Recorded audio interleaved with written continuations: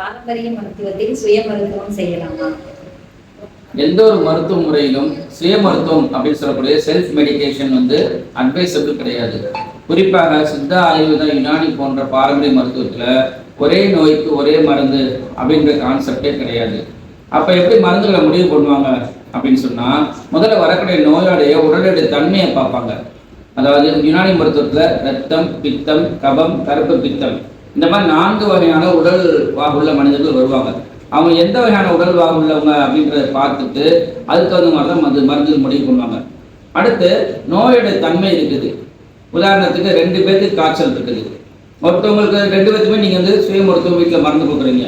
ஒருத்தவங்களுக்கு காய்ச்சல் சரியாயிடும், இன்னொருத்தவங்களுக்கு காய்ச்சல் அதிகமாயிடும்.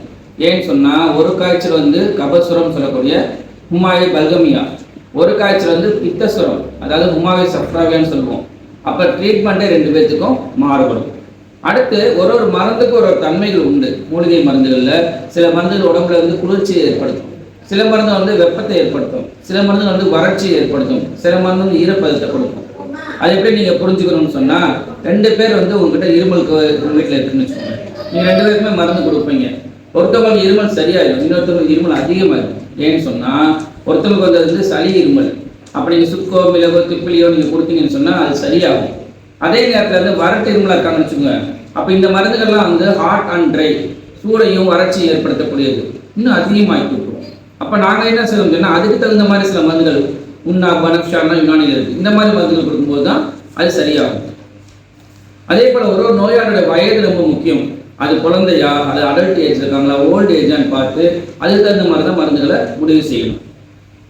அதோட ஒரு முக்கியமான விஷயம் என்னன்னு சொன்னால், மருந்துடைய அளவு. எல்லா மருந்துலையும் ஒரே மாதிரி பயன்படுத்திட முடியாது. உதாரணத்துக்கு ஆம்லான்னு சொல்லுவோம், நெல்லிக்காய் பொடி. ஒரு நேரத்தில் நீங்கள் 5 கிராம் கூட கொடுக்கலாம். அதே நேரத்தில் போராக்ஸ் சொல்லக்கூடிய வெங்காரம், அதாவது சுகாகான்னு சொல்லுவோம், நாங்கள் 500 மில்லிகிராம் அளவு தான் அது நம்ம கொடுக்கணும். இதை போய் நம்ம ஒரு 5 கிராம் அளவு கொடுத்தா பின்விளைவுகள் சந்திக்க நேரிடும். மூலிகை மருந்தாக இருந்தால் கூட அதுலேயும் சில டாக்ஸிசிட்டிலாம் இருக்குது, நச்சுத்தன்மை இருக்கும். அதை முறையாக சுத்தி செய்யக்கூடிய முறைகளை நம்ம முன்னோர்கள் கற்றுக் கொடுத்துருக்காங்க. அந்த மாதிரி சுத்தி செய்யாமல் பயன்படுத்தினாலும் பக்க விளைவுகள் ஏற்படும். உதாரணத்துக்கு ஒருத்தவங்களுக்கு உடல் எடை குறையுது, நீண்ட நாள் வறட்டு இருமலா இருக்குது, நெஞ்சு வலிக்குது, வயிறு வலியா இருக்குது, ரத்தப்போக்கு இருக்குதுன்னு சொன்னால், நீங்கள் சுய மருத்துவம் பார்த்துட்டு இருக்கும் பொழுது நாளடைவில் அது ஒரு டியூபர்குலோசிஸ் ஆகவோ, ஹார்ட் டிசீஸ் ஆகவோ, டயாபிட்டிஸோட அறிகுறியாகவோ, கேன்சரோட அறிகுறியாகவோ இருக்கலாம். இதெல்லாம் நம்ம லேட்டாக கண்டுபிடிச்சுன்னு சொன்னால் நமக்கே அது பாதகமாக அமைஞ்சிடும். உங்களுக்கு எந்த பிரச்சனையாக இருந்தாலும் நீங்கள் அருகில் உள்ள படித்து பட்டம் பெற்ற பாரம்பரிய மருத்துவர்களை பார்த்து நீங்கள் ட்ரீட்மெண்ட் எடுத்துக்கிறது தான் உங்களுக்கு எப்போவுமே பாதுகாப்பானது.